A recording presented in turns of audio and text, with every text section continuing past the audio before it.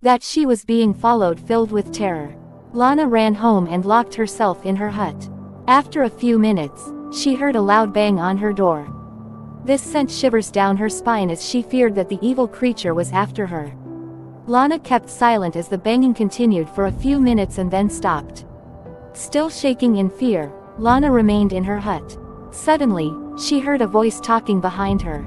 Once upon a time, in the busy Maro Market, lived a popular hair braider who was known as the Mute Weaver. The villagers arrived at the market one morning and met her sitting in a corner, braiding the hair of a woman. They were all shocked, as no one in the village had ever seen her before.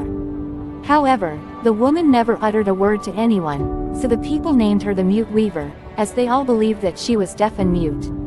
Shockingly, on her first day in the market, several women stood in a long queue, waiting to get their hair braided by the strange woman. She braided their hair so beautifully, and her unique braiding style attracted more women to her little corner. The other hair braiders in the village became very jealous, as all their customers no longer came to them. Everyone preferred the Mute Weaver, despite the long waits, and this made the other braiders wonder who she was and where she came from. One day, a hair braider named Rina decided to stay back late into the night to trail the Mute Weaver to her home. Rina was curious to know who the Mute Weaver was and where she lived. So she waited back in the market, hoping to follow her once she was done. However, after a few hours of waiting, Rina slipped into a deep sleep. She woke up a few minutes later and noticed that the Mute Weaver had vanished. Rina was so disappointed and wondered when exactly she had dozed off. Determined, Rina decided to try again the next night. She returned home, sad and defeated, and went straight to bed. That night, she had a dream, one that terrified her. In it, she saw the Mute Weaver shouting hysterically at a group of people who were locked up in a cage. Rina woke up, terrified, recognizing many of the villagers as those who had recently braided their hair with the strange woman. She was confused and troubled by the dream. When Rina arrived at the market the next morning, a group of women were already in line for the Mute Weaver. Rina felt a strong urge to warn them about what she had seen in her dream, but when she approached them, they thought she was jealous. They accused her of trying to turn them against the Mute Weaver. Heartbroken, Rina retreated to her corner. She began to doubt herself as she watched the Mute Weaver braid one head after another with perfection. Rina felt as though perhaps she was truly just envious, and this disturbed her. She decided she would move to another market. As the Mute Weaver's queue continued to grow, a young woman named Rina who had been in line for hours, finally sat down to have her hair braided. Rina was new to the village and had been searching for a skilled braider when she was directed to Maro Market. She was surprised to see so many people lining up for just one braider, while the others sat idle. Still, she decided to wait. After hours of waiting, it was finally Rina's turn. The Mute Weaver gestured for her to sit. As the braiding began, Rina drifted into a very deep sleep. In the dream, she found herself being dragged into a cage by the Mute Weaver. She struggled, broke free, and began to run. As she fled, she saw a large group of people locked in a cage. Terrified, she suddenly woke up. Rina had never been so frightened. She sat up, trying to understand what she had seen. Just then, she reached for her purse and took out a small mirror to look at her hair. That's when she saw it, a terrifying creature standing right behind her. Rina screamed at the top of her lungs and jumped up in fear. The people around her were startled. Before Rina could explain, the Mute Weaver disappeared into thin air. Everyone watched in disbelief as the braider vanished. The market was filled with gasps and panic. Rina then explained what she had seen in her dream and in the mirror. People began to question who the Mute Weaver truly was. Determined to uncover the truth, Rina looked around and spotted the braider's wooden comb on the ground.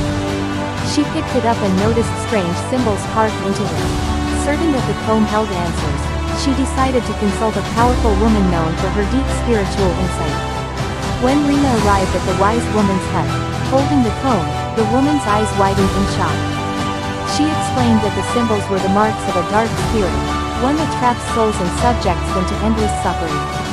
Anyone whose hair had been touched by that comb, she said, would live a life full of sorrow and misfortune. Rina, horrified, asked what could be done to undo the curse. The wise woman told her that the only way to break the curse was to find the first person in the village whose hair had ever been braided by the comb. Once found, the comb must be used to loosen that person's braids. Only then would the evil spirit be banished and the people set free. Rina began her search. She spoke with shopkeepers, elders, and other braiders, but no one could remember who first sat on the mute weaver's stool. Tired and disappointed, Rina returned home with a heavy heart. But she had a strange feeling she was being followed. Filled with terror, she ran inside her hut and locked the door. A few minutes later, she heard loud banging. Her body trembled in fear. The banging continued for a few minutes, then stopped. She remained still, heart pounding, when suddenly, she heard a voice behind her. She turned in fear and saw a pale-looking woman standing inside her hut. "Who are you, and how did you get in here?" Rina asked, her voice shaking.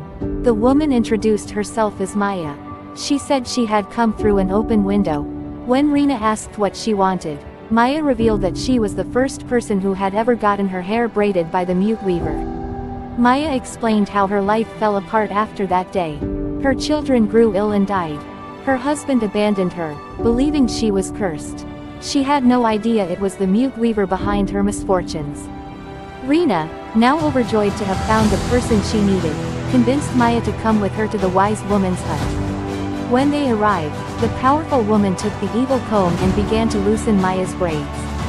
As she did, the evil spirit appeared and let out a monstrous cry. The wise woman began to chant powerful words, continuing to unbraid the hair. With each stroke, the spirit groaned in pain.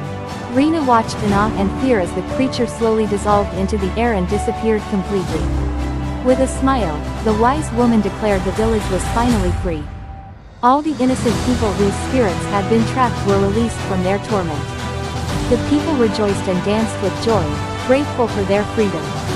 The Maro Market, once filled with fear, came alive again. The other hair braiders regained their customers, and the village returned to peace and happiness.